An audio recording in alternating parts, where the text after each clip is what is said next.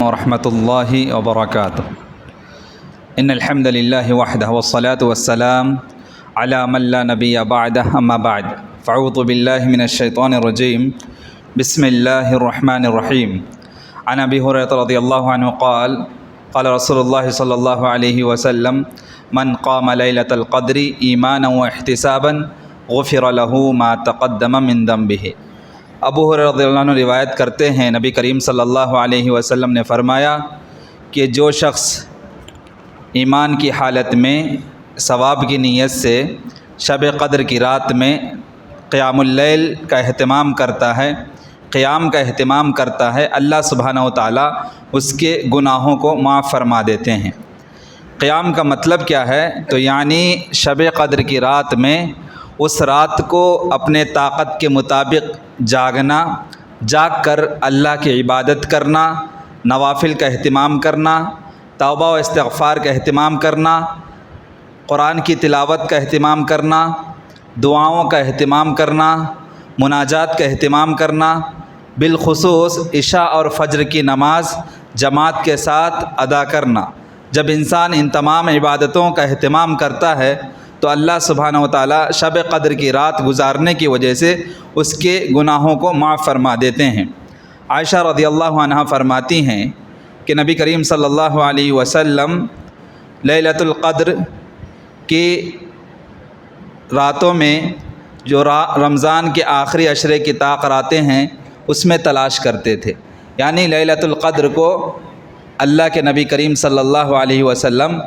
آخری عشرے کی آخری 10 دن میں تلاش کرتے تھے، طاق راتوں میں 21، 23، 25، 27، 29 یہ 5 راتوں میں لیلۃ القدر کو نبی کریم صلی اللہ علیہ وسلم تلاش کرتے تھے۔ مطلق طور پر کسی ایک رات کو، جس طریقے سے ہندوستان، پاکستان، بنگلہ دیش، بر صغیر میں یہ مانا جاتا ہے کہ 27ویں کے رات کو ہی فکس کر لیتے ہیں اور شب قدر کی طور پر ہم مناتے ہیں، یہ کسی بھی حدیث سے ثابت نہیں ہے، بلکہ 5 طاق راتوں میں ہمیں جاگنے کا اہتمام کرنا چاہیے، قیام اللیل کا اہتمام کرنا چاہیے، تلاوت قرآن کا اہتمام کرنا چاہیے، توبہ استغفار دعا و مناجات کا اہتمام کرتے ہوئے، عبادات میں مشغول ہوتے ہوئے ہمیں طاق راتوں کا اہتمام کرنا چاہیے۔ عن عائشہ قالت کان رسول اللہ صلی اللہ علیہ وسلم اذا دخل العشر الاواخر من رمضان احیا اللیل وایقظ اہلہ وجد وشد المئزرہ،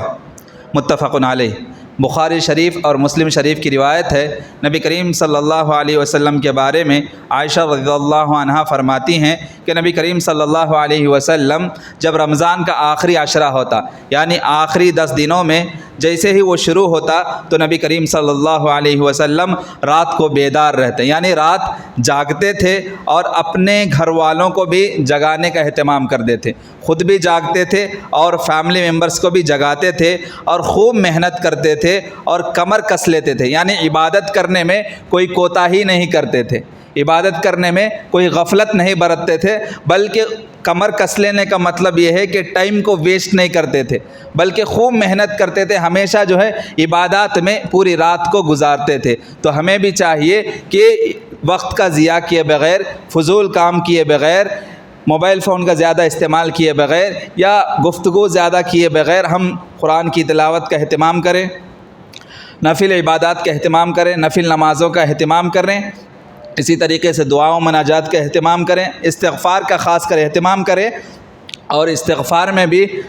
اللہ سبحانہ و تعالیٰ کی جو صفت ہے غفار، اس غفار کی صفت سے زیادہ ہمیں دعاؤں مناجات کرتے رہنا چاہیے۔ اسی طریقے سے عائشہ رضی اللہ عنہ فرماتی ہیں نبی کریم صلی اللہ علیہ وسلم سے میں نے سوال کیا کہ جب یہ رات میں پا لوں تو کون سی دعا پڑھوں؟ تو نبی کریم صلی اللہ علیہ وسلم نے فرمایا کہ جب لیلۃ القدر تمہیں حاصل ہو جائے تو تمہیں اس دعا کا اہتمام کرنا چاہیے، اللہم انک عفو تحب العفو فاعف عنی، کہ اللہ تو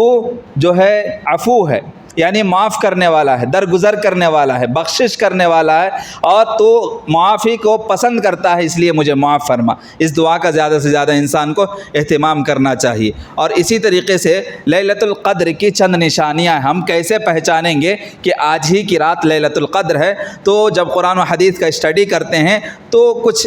صفات ہمیں نظر آتی ہیں۔ سب سے پہلے یہ کہ رات میں آسمان سے زیادہ تر فرشتوں کا نزول ہوتا ہے، جس کی وجہ سے یہ خاص قسم کی طمانینت، یعنی دل کو سکون اور اطمینان اور قرار انسان کو محسوس ہوتا ہے۔ اسی طریقے سے دلوں پر رقت طاری ہوتی ہے، یعنی دل نرم پڑ جاتا ہے، عبادتوں میں زیادہ مشغول رہتا ہے انسان، دل نرم پڑ جاتا ہے اور اللہ کی طرف رجوع ہوتا ہے، توبہ استغفار کا اہتمام کرتا ہے۔ اور اسی طریقے سے اس دن رات کا جو موسم ہوتا ہے آپ دیکھیں گے معتدل ہوگا، یعنی بیلنس رہے گا، نہ زیادہ گرمی محسوس ہوگی آپ کو، نہ زیادہ سردی محسوس ہوگی۔ اور اس دن جو سورج نکلتا ہے، طلوع ہوتا ہے، اس میں بھی زیادہ تیزی، یعنی اس کی جو شعاعیں نکلتی ہیں اس میں زیادہ ٹیمپریچر نہیں ہوتا ہے۔ اور ضرورت اس بات کی ہے کہ ہمیں زیادہ سے زیادہ دعاؤں کا اہتمام کرنا چاہیے، تلاوت قرآن مجید کا اہتمام کرنا چاہیے، سنن نوافل کا اہتمام کرنا چاہیے، فضول باتوں سے، فضول کاموں سے ہمیں دور رہنا چاہیے۔ ہوتا یہ ہے کہ ہمارے بر صغیر ہندوستان، پاکستان، بنگلہ دیش میں